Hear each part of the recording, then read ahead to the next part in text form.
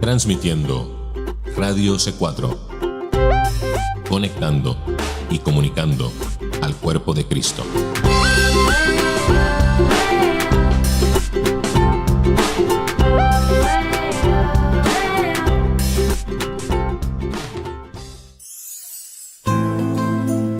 A partir de este momento, Radio C4 presenta Estudiando el Antiguo Testamento con Karina Guidi. Para comunicarte con este programa puedes escribirnos a miradioc4@gmail.com o enviando un mensaje de texto al 239-949-90.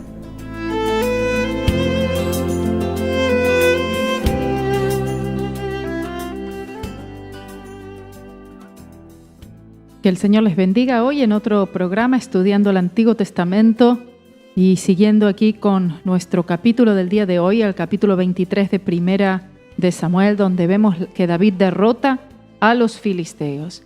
Cada vez que vemos en la vida de David sus victorias, estas victorias se deben exclusivamente a la mano de Dios. O sea, David estando en el camino de la fe y el Señor dándole las victorias porque está andando en el Espíritu.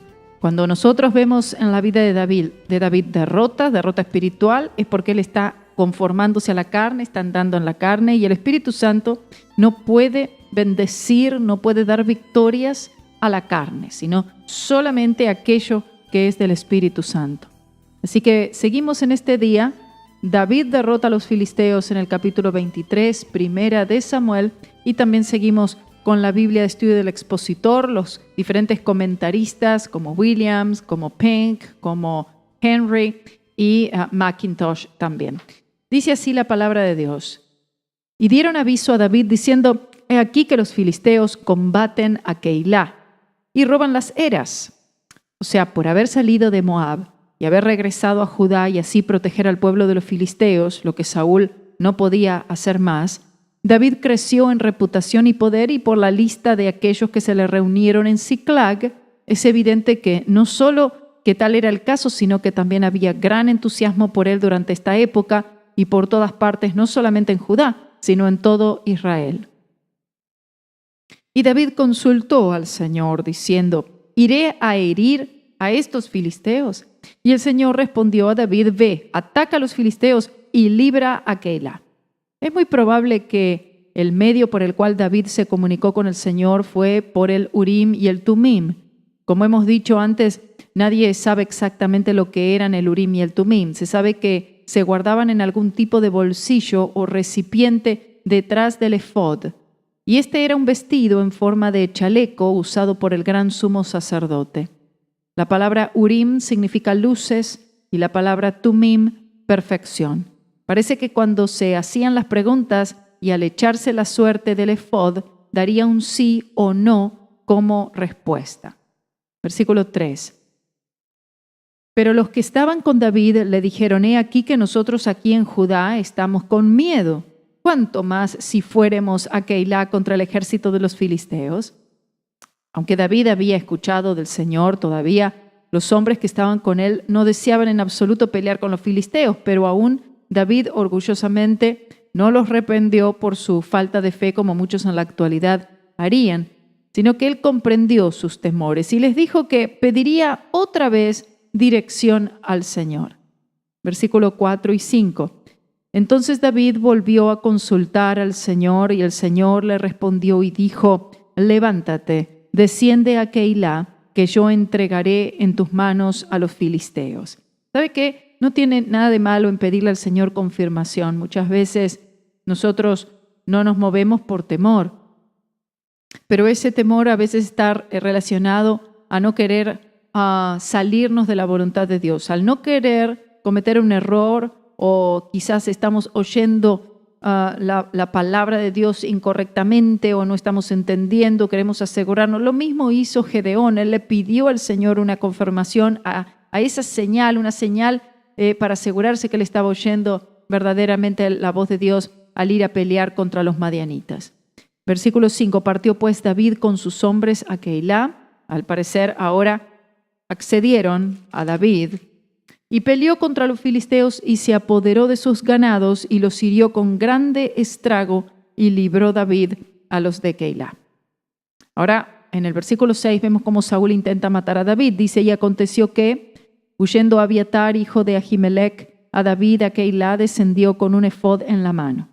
Y fue dicho a Saúl que David había venido a Keilá. Entonces dijo Saúl, Dios lo ha traído a mis manos, porque él está encerrado habiéndose metido en ciudad con puertas y cerraduras.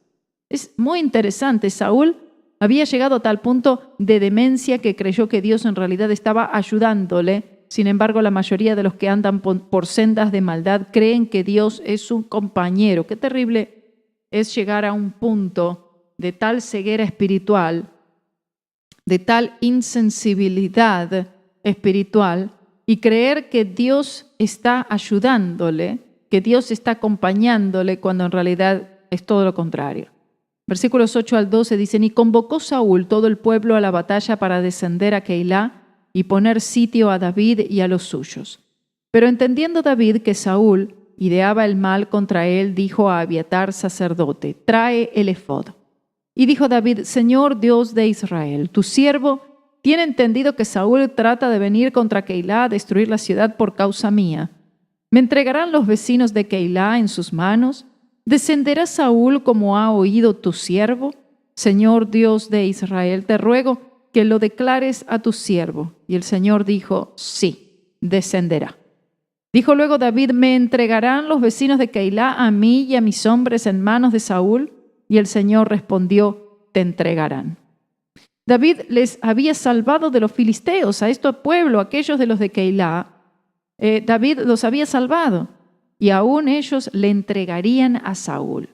Esto es ser traicionado de la peor manera. Para decir la verdad, la iglesia moderna como Keilá de antaño no puede tolerar a David, aunque él les haya librado, aunque él haya buscado la protección y la bendición de ellos. De todas maneras, vemos cómo aquello que es de la carne siempre traicionará a aquellos que es del Espíritu. Una vez más, como Keilá opta por Saúl, elige a Saúl y nunca a David. ¡Qué tragedia! David entonces se levantó con sus hombres, que eran como 600, y se salieron de Keilá y anduvieron de un lado a otro. Y vino la nueva a Saúl de cómo David se había escapado de Keilá y dejó de salir. Saúl cesó de perseguir a David, por lo menos por un tiempo. Y David, que se estaba en el desierto en peñas y habitaba en un monte en el desierto de Sif, y lo buscaba Saúl todos los días, pero Dios no lo entregó en sus manos. El camino de David pareciera precario y al ojo natural lo fue. Sin embargo, el camino de Saúl era imposible.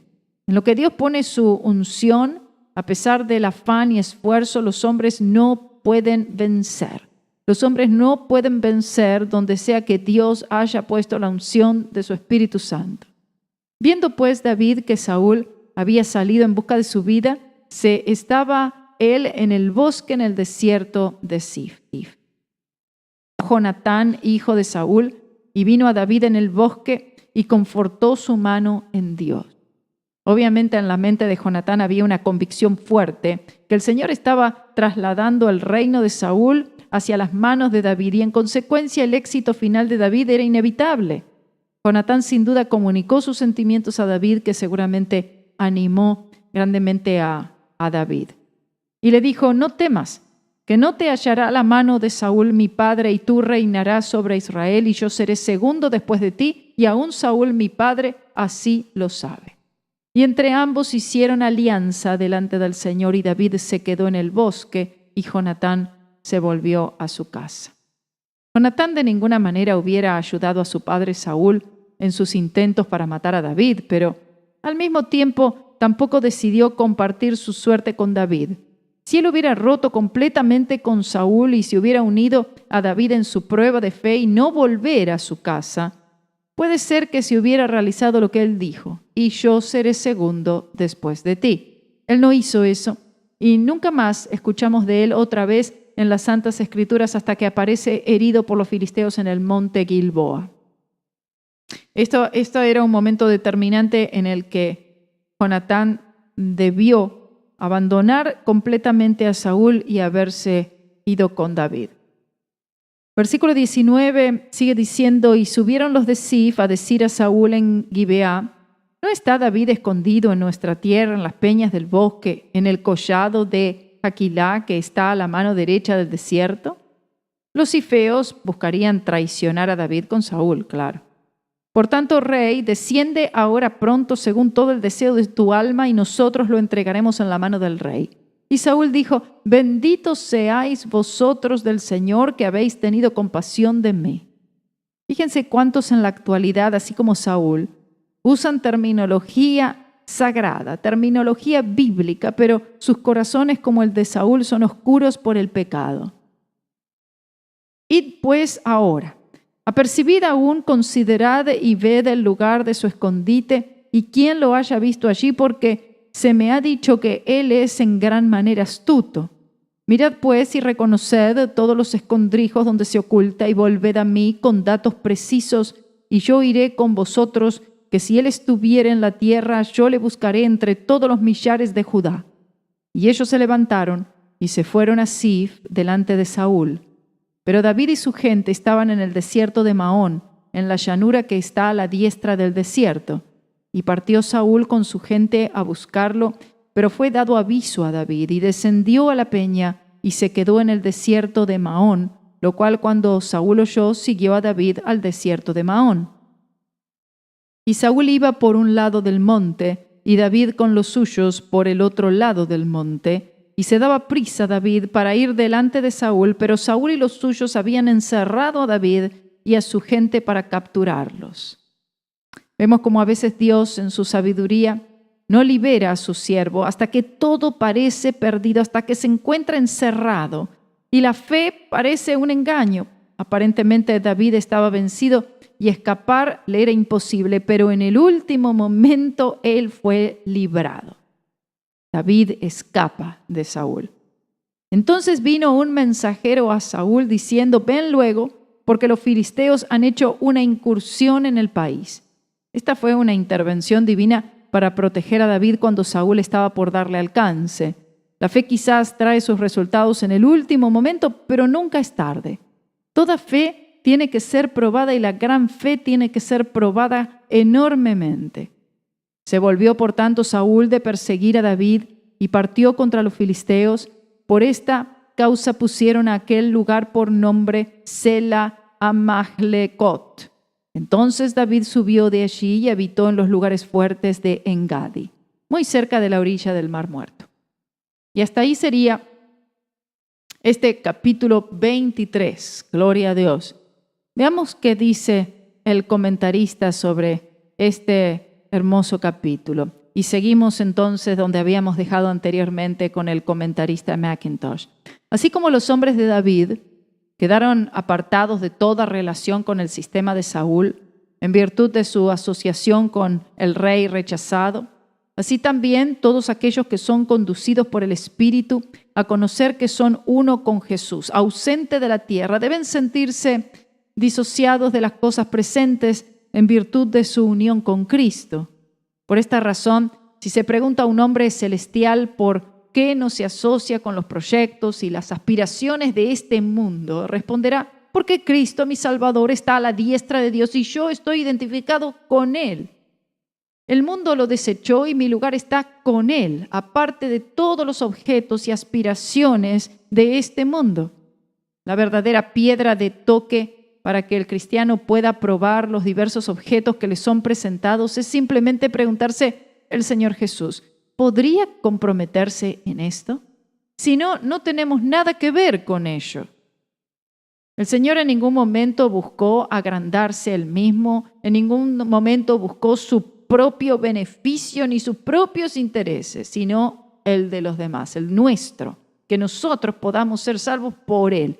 Todos los que comprenden la verdadera naturaleza del llamamiento celestial andarán en separación del mundo, pero los que no lo comprendieron tienen su porción aquí abajo y viven como los demás hombres. ¿Cuántos cristianos hay que se contentan con saber que sus pecados han sido perdonados y no van nunca más allá? Bien puede que hayan pasado el Mar Rojo, pero no manifiestan ningún deseo de cruzar también el Jordán y de comer el fruto de la tierra prometida, de tomar su posición celestial y de alimentarse de las cosas de arriba. Sucedió lo mismo en el tiempo en que David fue rechazado. Multitudes de israelitas no habían tomado partido por él, pero no por eso eran menos israelitas. Una cosa era ser israelita y otra muy distinta, estar con David en el lugar fuerte. Ni siquiera Jonatán se encontraba allí. Todavía se adhería al antiguo orden de cosas. Aunque amaba a David, dice, como a su misma alma, vivió y murió en compañía de Saúl. Es cierto que a veces se aventuraba a hablar en favor de David, que hacía lo que fuera para protegerle y que procuraba estar con él cuando podía. Se había desnudado de su ropa para vestir a David, reconociendo que el Señor le había elegido a él, pero no había tomado su parte con él completamente, es decir, de una manera permanente. Por eso, cuando el Espíritu Santo anuncia los nombres y las hazañas de los valientes de David, en vano buscamos entre ellos el nombre de Jonatán. Cuando los devotos compañeros del exilio de David estaban reunidos alrededor de su trono y gozan del radiante esplendor de su realeza, el pobre Jonatán está tendido en el polvo, caído sin gloria en el monte de Gilboa, bajo los golpes de los filisteos incircuncisos. Él, en ese momento, él, si hubiera tomado esta decisión que leemos versículos 16 y 17 del capítulo 23, haberse ido, no volver a la casa de su padre, sino haberse ido directamente y por siempre con David, él no hubiera perecido allí de mano de los filisteos, juntamente con sus hermanos y su padre. Ojalá que todos aquellos que profesan amar al Señor Jesucristo busquen estar identificados con Él de una manera más decidida y real durante este tiempo en que es rechazado por el mundo. Sus conciudadanos enviaron tras Él una embajada diciendo: no queremos que éste reine sobre nosotros, refiriéndose al Señor Jesús en Lucas 19:14. Nos asociaremos con ellos para seguir sus planes que finalmente consiguen rechazar a Cristo. Dios lo impida. Que nuestros corazones estén con Él allí donde Él está. Gloria a Dios. Que podamos conocer la bendita y santa comunión de la cueva de Adulam, donde encontramos al profeta, al sacerdote y al rey, manifestados en la adorable persona de aquel que nos amó y nos lavó de nuestros pecados con su sangre. No podemos marchar al mismo tiempo con Saúl y con David. No podemos tener a Cristo y al mundo. Hay que elegir entre los dos. El Señor nos conceda la gracia de rechazar el mal y de elegir el bien, recordándonos las solemnes advertencias del apóstol. Palabra fiel es esta: si somos muertos con Él, también viviremos con Él. Si sufrimos, también reinaremos con Él. Si le negaremos, Él también nos negará. Segunda de Timoteo 2, 11 y 12. Es ahora el tiempo de sufrir, el tiempo de soportar las aflicciones y las penalidades. El descanso está en el futuro, en la gloria. Tenemos que esperarlo. Los hombres de David, a causa de su asociación con él, fueron llamados a soportar muchos trabajos y fatigas. Pero el amor aliviaba todo para ellos y lo hacía más fácil. Por eso sus nombres y sus hazañas son fiel y minuciosamente relatados cuando David estuvo en descanso en su reino. Ninguno de ellos fue olvidado. Encontramos este precioso catálogo en el capítulo 23 del segundo libro de Samuel. Al leerlo, nuestros pensamientos son llevados hacia adelante, hacia el tiempo en que el Señor Jesús recompensará a sus siervos fieles, a aquellos a quienes el amor por su persona y la energía de su espíritu condujeron a servirle en el tiempo en que fue rechazado. Este servicio puede no haber sido visto, ni conocido, ni apreciado, ni reconocido por los hombres, pero Jesús lo conoció en todos sus detalles y lo reconocerá públicamente desde lo alto de su trono de gloria. ¿Quién hubiese conocido las hazañas de los hombres valientes de David si el Espíritu Santo no las hubiera reseñado? ¿Quién hubiese sabido de la dedicación de los 3 jefes que irrumpieron por el campamento de los filisteos con el fin de buscar para David el agua del pozo de Belén? ¿Quién se hubiese enterado de la acción de Benaía que mató a un león en medio de un foso cuando estaba nevando? Esto mismo sucede hoy, hermanos. El Espíritu Santo declara las hazañas de los santos en el cielo. Más de un corazón desconocido por todos palpita de amor por la persona del Salvador. Más de una mano, oculta a los ojos humanos, se extiende para servirlo. Es una cosa dulce pensar, sobre todo en nuestros días de frío formalismo, que haya almas que amen a Jesús con toda sinceridad. Hay varios que lamentablemente no solo son indiferentes a su adorable persona, sino que llegan hasta el extremo de desprestigiarlo, de despojarlo de su dignidad y de rebajarlo haciéndolo apenas un poco mejor que Elías o uno de los profetas. Pero gracias a Dios, no tenemos que detenernos en este tema. Un tema más excelente nos es propuesto. Pensemos en estos hombres valientes que exponían sus vidas por amor de su jefe y que en el instante en que expresara un deseo estaban dispuestos, cueste lo que costare, a satisfacerlo. Estos son siervos del Señor realmente. El amor jamás se detiene a calcular. Era suficiente para estos hombres ilustres saber que David deseaba beber agua del pozo de Belén para proporcionársela a cualquier precio. Entonces, los 3 valientes irrumpieron por el campamento de los filisteos y sacaron agua del pozo de Belén que estaba junto a la puerta y tomaron y la trajeron a David, mas él no la quiso beber, sino que la derramó para Jehová. Conmovedora esta escena que vamos a ver más adelante todavía en 2 de Samuel capítulo 23. Un ejemplo precioso de lo que la iglesia debería ser, no amando sus vidas hasta la muerte por amor a Cristo, o que por el Espíritu Santo se encienda en nosotros la llama de un amor ardiente por la persona de Cristo, que despliegue siempre más ante nuestras almas las divinas excelencias de Jesús, a fin de que lo apreciemos como el más señalado entre 10,000 y todo el codiciable, como dice Cantares 5, y que podamos decir como aquel cuyo corazón estaba lleno de él, y ciertamente aún estimo todas las cosas como pérdida por la excelencia del conocimiento de Cristo Jesús mi Señor, por amor del cual lo he perdido todo y lo tengo por basura para ganar a Cristo. Filipenses 3:8. Gloria sea el nombre del Señor, bendito sea su nombre. La verdad que este comentario es una gran bendición. Vamos a ir a una corta pausa y volvemos con el capítulo 24 de Primera de Samuel. Estás escuchando Radio C4 y si quisieras comunicarte con nosotros, puedes escribirnos un mensaje de texto al 239-900 4990. 239-900 4990.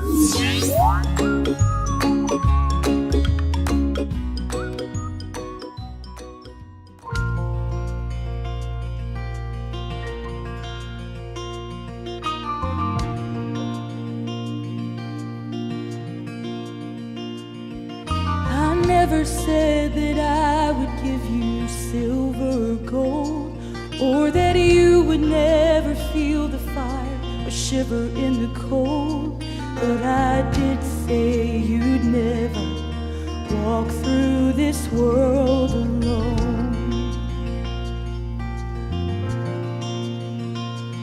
And I did say, don't make this world your home.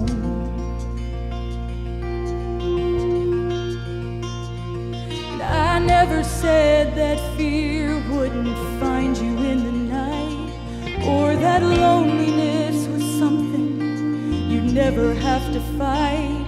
But I did say, hallelujah, I'd be right there by your side.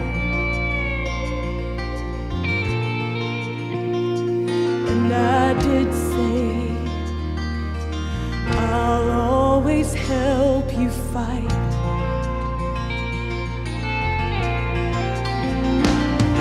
You know I made a promise that I intend to keep. My grace will be sufficient in every time of need. My love will be the anchor that you can hold on to. This is the promise. This is the promise I made to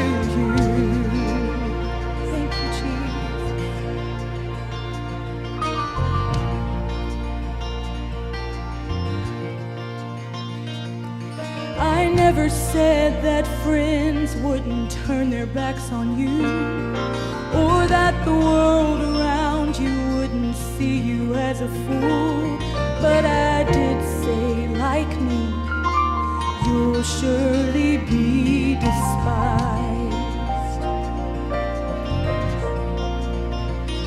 And I did say, my ways confound the wise.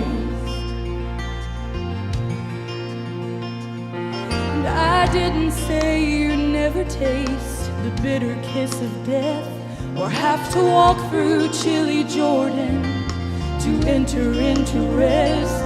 But I did say I'd be waiting right on the other side. And I did say I'll dry every tear you cry. Hallelujah.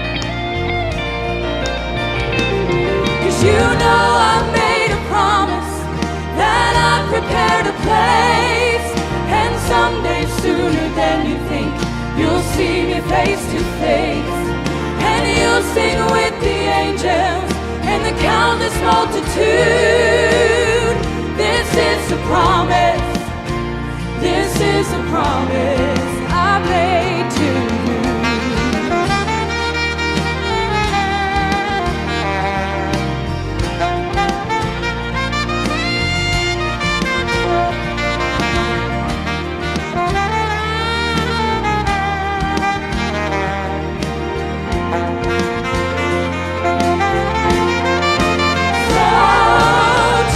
Keep on walking, don't turn to the left or right. And in the midst of darkness, let this be your light. That hell can't separate us, and you're gonna make it through. This is the promise, this is the promise I've made to you. Oh, this is the promise, this is the promise I've made to you.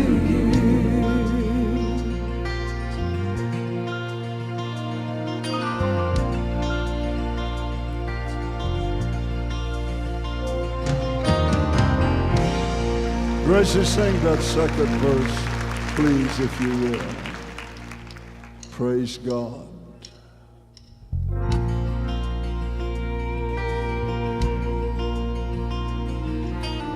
Never said that fear wouldn't find you in the night, or that loneliness was something you'd never have to fight. But I did say I'd be right there by your side. Oh yes, yes. And I did say I'll always help you fight.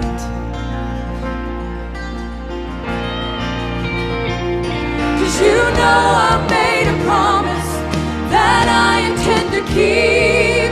My grace will be sufficient in every time of need.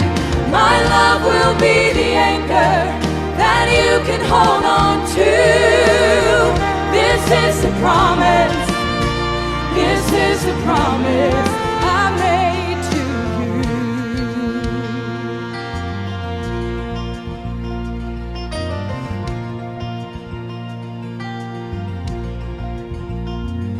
And I never said that friends wouldn't turn their backs on you, or that the world around you wouldn't see you as a fool. But I did say, like me, Yes. you'll surely be despised. Hallelujah. And I did say, my ways confound the wise. Oh yes, hallelujah. And I didn't say you'd never taste the bitter kiss of death, or have to walk through chilly Jordan to enter into rest. But I did say I'd be waiting, I'll be waiting right on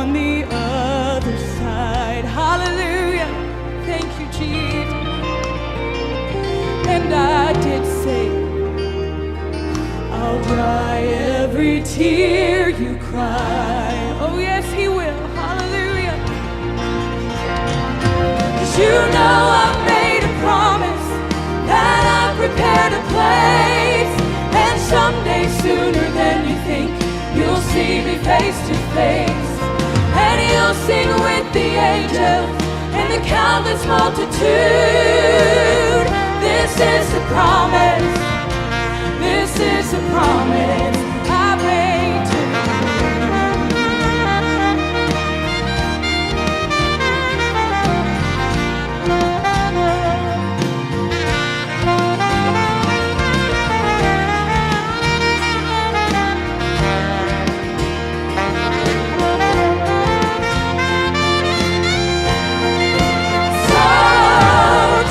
keep on walking, don't turn to the left or right. And in the midst of darkness, let this be your light. That hell can't separate us, and you're gonna make it through. This is the promise, this is the promise I've made to you. Oh, this is the promise, this is the promise I made to you. Hallelujah, thank you, Jesus. Estamos de vuelta aquí en Estudiando el Antiguo Testamento y seguimos ahora con el capítulo 24 de Primera de Samuel, donde vemos cuando David perdona la vida de Saúl, no una vez, sino dos veces, capítulo 24 y capítulo 26, y vemos como todavía David no había llegado al trono. Todavía David no se había convertido en el rey de todo Israel. Y por eso el Señor también había presentado muchas situaciones en las cuales Dios estaba probando a David y en la que David debía conducirse conforme a la voluntad de Dios y conforme a la guía y dirección del Espíritu Santo para que no fuera manchado su nombre al convertirse rey. Y vemos aquí, él tuvo la oportunidad de deshacerse de Saúl, una obra de la carne, un perseguidor realmente de la iglesia, podríamos decirlo así como Saulo de Tarso una vez lo fue, y el Señor le dice que no ponga un solo dedo sobre la vida de Saúl. Y así dice entonces el capítulo 24 de Primera de Samuel, versículo 1. Y como Saúl volvió de los filisteos, le dieron aviso diciendo: He aquí que David está en el desierto en Engadi. En este capítulo aprendemos por lo menos dos grandes verdades. Los grandes esfuerzos de Saúl para poder matar a David. Saúl es tipo de la religión apóstata que tiene que matar, o por lo menos intenta matar aquello que es de Dios, del cual David es tipo. Y número dos, la gran renuencia de David para hacerle daño a Saúl. Esto es un cuadro del verdadero Hijo de Dios, que no toma cartas en el asunto, que no toma revancha, sino más bien pone todo en las manos del Señor, porque Él es nuestro vengador. Versículo 2, y tomando Saúl 3,000 hombres escogidos de todo Israel, fue en busca de David y de los suyos por las cumbres de los peñascos de las cabras monteses. El enemigo de Saúl no era David, eran los filisteos. Pero aún la mayoría de sus energías gastó intentando de matar al ungido de Dios. Una vez más, este es un cuadro del cristianismo apóstata en acción. Esto es algo que inclusive he vivido en mi propia carne, en el hecho de que siempre aquello que es de la carne, aquello que es religioso, hermanos, siempre constantemente está persiguiendo a lo que es de Dios, a lo que es del Espíritu Santo. Y gasta sus energías, gasta su tiempo, su esfuerzo, sus pensamientos, sus maquinaciones en tratar de detener, de estorbar, de obstaculizar aquello que es exclusivamente del Señor y que sería de gran bendición para ellos si lo aceptaran de todo corazón. Versículo 3, y como llegó a un redil de ovejas en el camino, donde había una cueva, entró Saúl en ella a cubrir sus pies, y David y los suyos estaban a los lados de la cueva. Por supuesto, Saúl no se dio cuenta que ellos estaban allí. Saúl entró a dormir. Entonces los de David le dijeron: he aquí el día que te ha dicho el Señor, he aquí que entrego tu enemigo en tus manos y harás con él como te pareciere. Esto es lo que los hombres de David le dicen a David. Y se levantó David y calladamente cortó la orilla del manto de Saúl. Obviamente Saúl se acostó para descansar, se durmió. La supuesta promesa de este versículo en realidad nunca había sido dada por Dios. Tal es el hombre.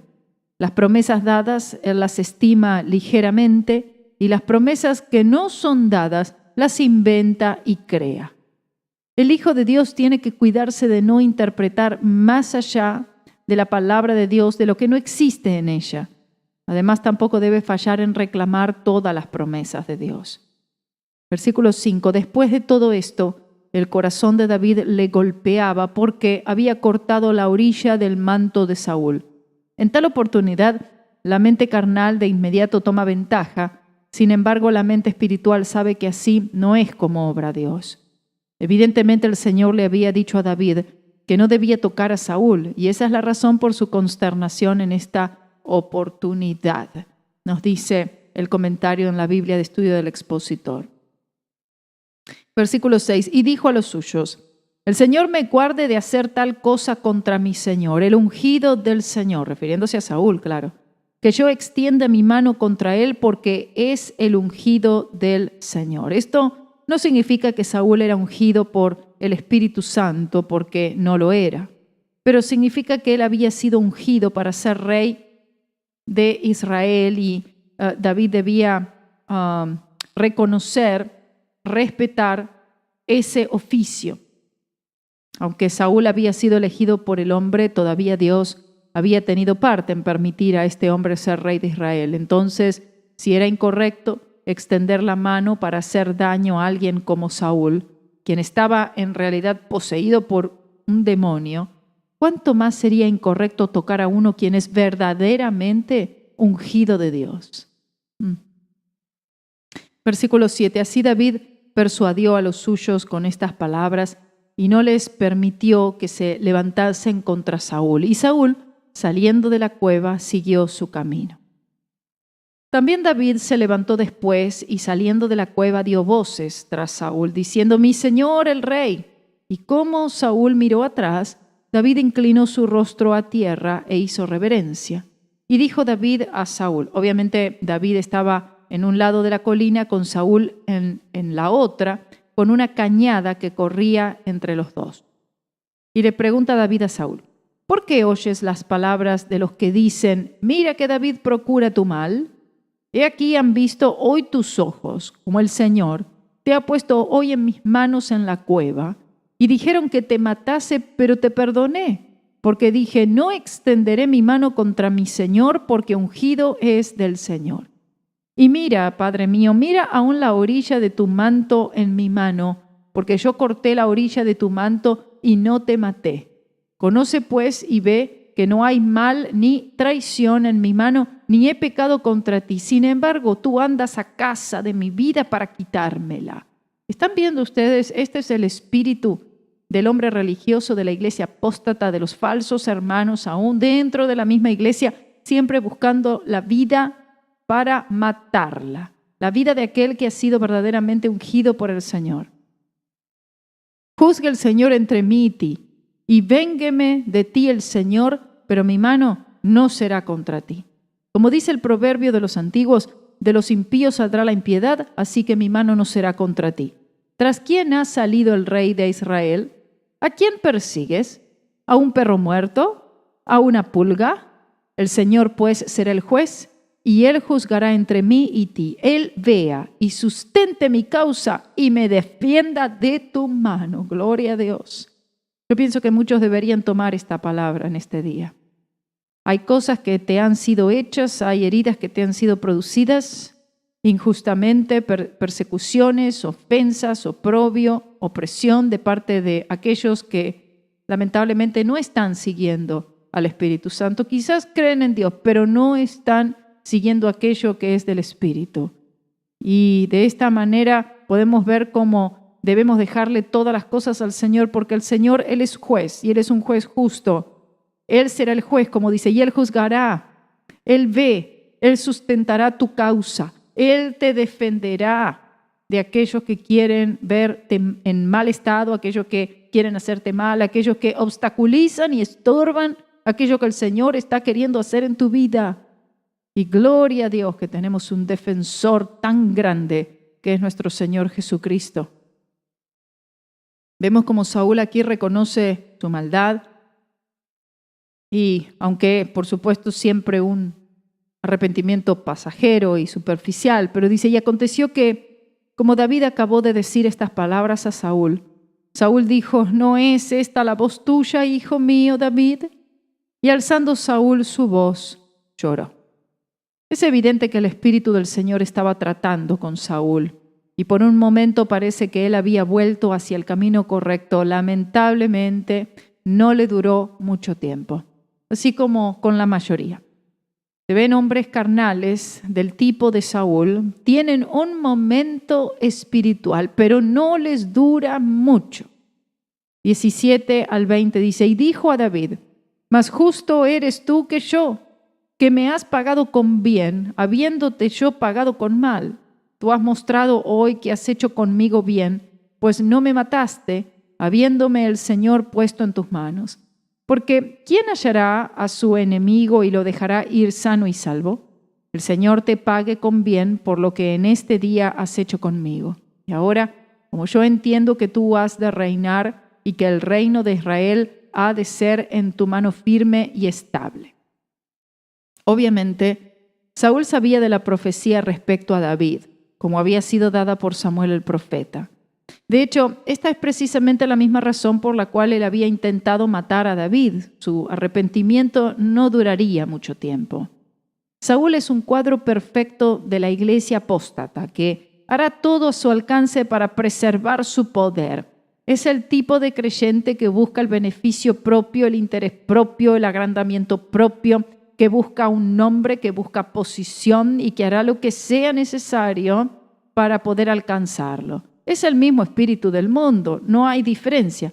También debe ser un cuadro perfecto de la verdadera iglesia de Jesucristo que hará todo a su alcance para no entremeterse en el único dominio del Señor, que sufrirá oprobio, que sufrirá y resistirá lo que sea necesario para que algunos puedan ser salvos. Sin embargo, esto de ningún modo prohíbe al verdadero Hijo de Dios de contender por la fe una vez entregada a los santos.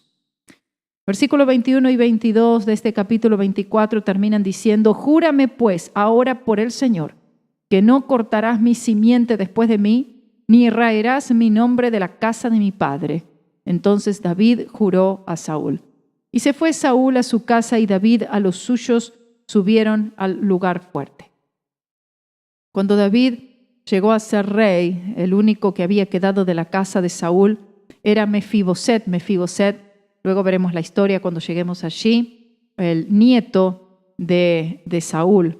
Y David mostró gran bondad, es decir, David cumplió esta promesa, no solo que se la había hecho a Jonatán, sino también aquí le jura a Saúl. Y David mostró gran bondad, gran misericordia con ese bisnieto de Saúl, exactamente como lo prometió. Eso lo veremos en 2 de Samuel capítulo 9. Gloria sea a su nombre. El capítulo 25 de Primera de Samuel, vemos la muerte de Samuel aquí, una historia muy triste. Dice así, y murió Samuel y se juntó todo Israel. Imagínense este hombre de Dios, uno de los hombres más grandes que hayan vivido sobre la faz de esta tierra, el primero de los profetas, el último de los jueces. Ahora que Samuel no estaba, imagínense que el liderazgo, esa palabra profética, esa dirección, esa corrección, aquel que traería palabra para enderezar los caminos del pueblo de Dios ya no estaba más.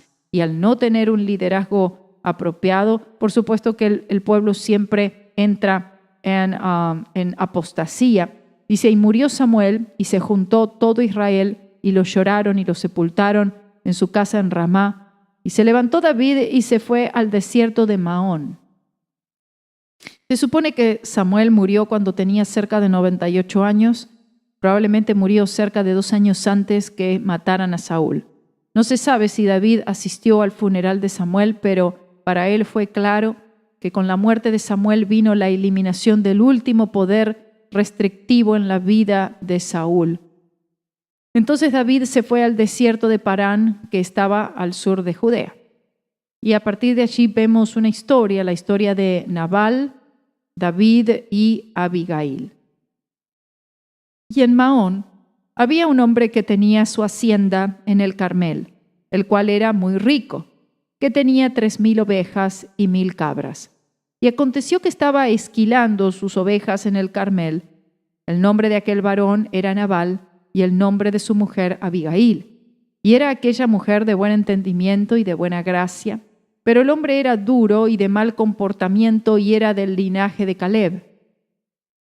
El nombre Nabal significa necio, y seguro el hombre vivió en la altura de su sobrenombre. Él era del linaje de Caleb, pero no era del espíritu y fe de Caleb. Era un hombre violento, un hombre maltratador. Versículo 4. Y oyó David en el desierto que Nabal esquilaba sus ovejas. Entonces envió David 10 criados y les dijo: subid al Carmel y presentaos a Nabal y saludadle en mi nombre y decidle así: que vivas y sea paz a ti y paz a tu familia y paz a todo cuanto tienes. Acabo de escuchar que tienes esquiladores. Ahora a los pastores tuyos que han estado con nosotros nunca les tratamos mal, ni les faltó algo en todo el tiempo que han estado en el Carmel. Pregunta a tus criados, que ellos te lo dirán. Hallen por tanto estos criados gracia en tus ojos, porque hemos venido en buen día. Te ruego que des lo que tuvieres a mano de tus siervos y a tu hijo David. Y como llegaron los criados de David, dijeron a Nabal todas las palabras en nombre de David y callaron. David tenía derecho de pedir este favor. Estaban aquellos de David, estos hombres, trabajando, tenían hambre, necesitaban bebida, comida, y entonces David manda a algunos de sus hombres a ver a Nabal y pedirle un favor. Gracias a los hombres de David es que Nabal y todos sus pastores, todo su rebaño, jamás habían sufrido ningún daño, nunca un ladrón les había robado ni siquiera una de sus ovejas, ni jamás había sido herido ninguno de sus hombres. Y todo esto gracias a David y la protección de David. Entonces David tenía derecho de pedir este favor al tomar en cuenta que él y sus hombres, en cierto sentido, habían protegido a los grandes rebaños de Nabal, haciendo que los bandidos se alejaran, etc. Pero ¿qué sucede? Nabal no reconoce de ninguna manera a David, ni quién él era, y rehúsa ayudar. Y Nabal respondió a los criados de David y dijo: ¿quién es David? ¿Y quién es el hijo de Isaí? Muchos siervos hay hoy que se huyen de sus señores. El hombre vemos que insultó a David, insinuando que David es un simple esclavo quien ha escapado de su amo Saúl. Y pregunta en el versículo 11: ¿he de tomar yo ahora mi pan, mi agua y la carne que he preparado para mis esquiladores y darla a hombres que no sé de dónde son? Y regresaron los criados de David, se volvieron por su camino y vinieron y dijeron a David todas estas palabras. O sea, se negó en ayudarles, no les iba a dar nada. 13. Entonces David dijo a sus hombres: cíñase cada uno su espada, y se ciñó cada uno su espada. También David ciñó su espada y subieron tras David como 400 hombres y dejaron 200 con el bagaje. Se quedaron en el campamento. Ningún hombre es perfecto, aunque él sea tipo de Cristo. Y David, como el apóstol Pablo, herido con la injusticia del lenguaje de Nabal, emprendió el esfuerzo para castigarle, pero el Señor le libró de la trampa, como veremos. Abigail fue el instrumento de esa liberación. Gloria a Dios. David, por supuesto, en una obra de la carne, por energía de la carne, él directamente decide: todo el mundo tome un arma y vamos. Él tenía pensado matar a Nabal por su actitud, pero el Señor le protege de que no manchara su nombre, que no manchara su futuro reinado, y el Señor usa para todo esto a una mujer. El versículo 14 sigue diciendo: y uno de los criados dio aviso a Abigail, mujer de Nabal, diciendo: he aquí, David envió mensajeros del desierto que saludasen a nuestro amo y él los ha agredido. Pero aquellos hombres nos han sido muy buenos y nunca nos molestaron, ni ninguna cosa nos ha faltado en todo el tiempo que hemos conversado con ellos mientras hemos estado en el campo. Nos han sido por muro de día y de noche todos los días que hemos estado con ellos apacentando las ovejas. O sea, los varones de David, acampados cerca de las posesiones de Nabal, fueron bendición en lugar de estorbo. Como Nabal no se daba cuenta, ni entendió, ni tenía cuidado de estas cosas, del mismo modo el mundo en general no se da cuenta ni reconoce la sal de la tierra que está en su medio, no reconoce la luz del mundo, no reconoce la bendición que es un creyente. 17. Ahora pues, entiende y mira lo que has de hacer, porque el mal está del todo resuelto contra nuestro amo y contra toda nuestra casa. Y él es tan perverso como un hijo de Belial que nadie le puede hablar. Belial significa despreciable y perverso. Nabal era tan crudo y violento que era inútil objetar con él. Esas personas con las cuales no se puede hablar porque lo único que hacen es ser violentos y discutir y gritar. Entonces Abigail tomó luego 200 panes, grandes moldes de pan, y 2 cueros de vino, 2 odres grandes que contenían muchos galones, y 5 ovejas guisadas y 5 medidas de grano tostado. Llevó cebada o trigo porque en ese entonces no se conocía el maíz. El maíz fue introducido primeramente por los nativos a los primeros colonizadores del continente norteamericano. Y 100 hilos de uvas pasas y 200 panes de higos secos, y lo cargó en asnos. Y dijo a sus criados: id delante de mí, que yo os seguiré luego. Y nada declaró a su marido Nabal. Y sentándose sobre un asno, descendió por una parte secreta del monte, y he aquí David y los suyos que venían frente a ella, y ella les salió al encuentro. Abigail no solamente era hermosa en persona, pero también hermosa en su carácter. Su fe y su inteligencia son admirables. Ella calificó tanto a Nabal como a Saúl como Dios lo hizo. Ella reconoce en David su título como rey a pesar de su imperfección personal. También reconoce su valor en pelear las batallas de Dios, y donde los demás ven un rebelde, ella ve un redentor. Y todo esto no es únicamente la inteligencia, está también acompañado del afecto del corazón. Y David había dicho: ciertamente en vano he guardado todo lo que éste tiene en el desierto, sin que nada le haya faltado de todo cuanto es suyo, y él me ha vuelto mal por bien. Así haga Dios, y así añada a los enemigos de David, que de aquí a mañana de todo lo que fuere suyo no he de dejar con vida siquiera uno que orine contra la pared. David seriamente intentaba matar a Nabal y cualquiera que se le resistiera con él. Vamos a ver unas palabras del comentarista antes de terminar el programa de hoy, y en el próximo programa vamos a terminar con esta historia, cuando Abigail se encuentra con David, cómo David le perdona la vida a Nabal, la muerte de Nabal, y finalmente David se casa con Abigail. Tremenda historia, hermanos. Así que es interesante en este capítulo 25 de Primera de Samuel observar, a medida que recorremos las diversas escenas de la vida de David, una vida intensa, hermanos, los diferentes sentimientos que experimentaron con respecto a su persona, los que estaban en relación con él, y la consiguiente posición asumida en cuanto a él. Hacía falta una gran energía de fe para discernir en el desterrado, despreciado al futuro rey de Israel. A juzgar por los principios humanos, hasta podría parecer que la conducta de David en comparación con la de Saúl era tan injustificable como su vida vagabunda en el país. El capítulo que vamos a considerar presenta 2 ejemplos notables de personas afectadas de diferente modo con respecto a David. Y como dice, y en Maón había un hombre que tenía su hacienda en Carmel, el cual era muy rico y tenía 3,000 ovejas y 1,000 cabras. Y aconteció que estaba esquilando sus ovejas en Carmel, y aquel varón se llamaba Nabal, en los versículos 2 y 3 que leímos antes. Este Nabal era un israelita que aparece en marcado contraste con David, quien, aunque ungido rey de Israel, no tenía dónde recostar su cabeza y era un errante que andaba de montaña en montaña y de cueva en cueva.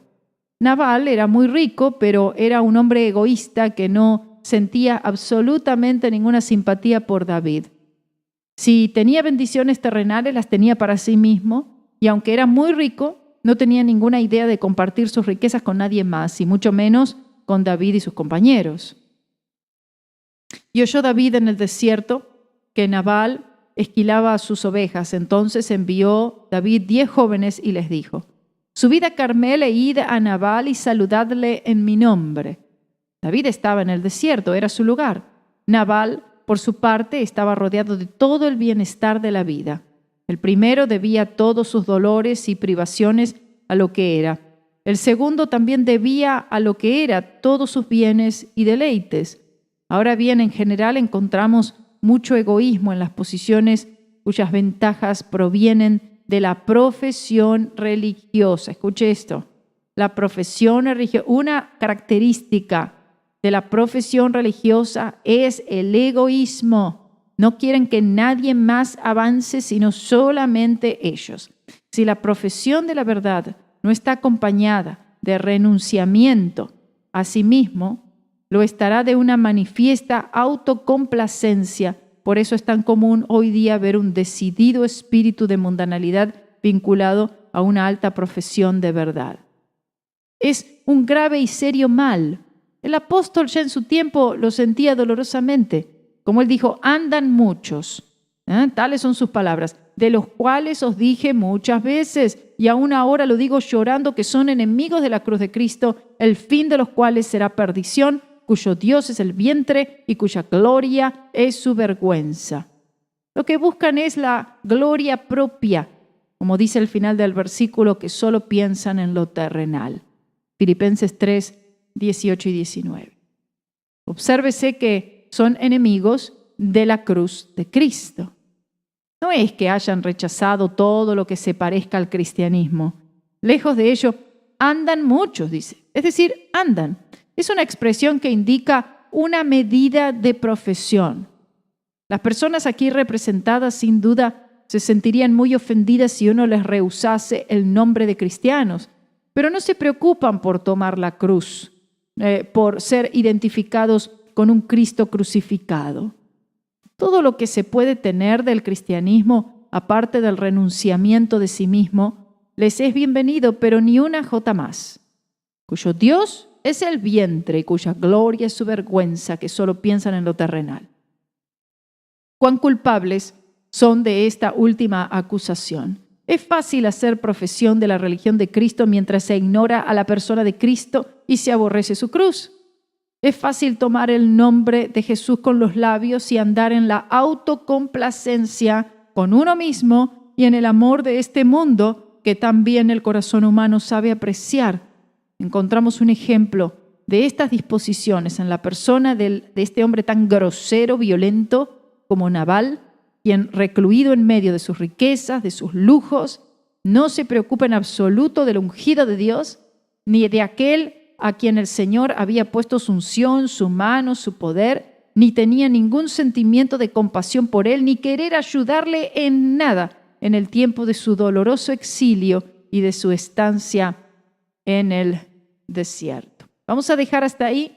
Nos encontramos en el próximo programa aquí estudiando el Antiguo Testamento, terminando este fascinante capítulo tan instructivo, el capítulo 25 y luego siguiendo con el 26 de Primera de Samuel. Le ruego, por favor, comparta estos estudios con otros. Vaya allí a mi canal en YouTube, Karina Guidi, Libre al Fin. Ahí tiene muchísimo. También tiene todos los relatos de Charles Spurgeon con la hermana Cristina Herrera y muchísimo, muchísimo más. Que el Señor les bendiga.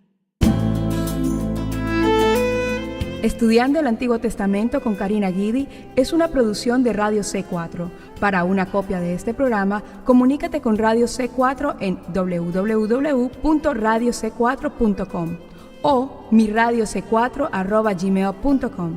Que Dios les bendiga.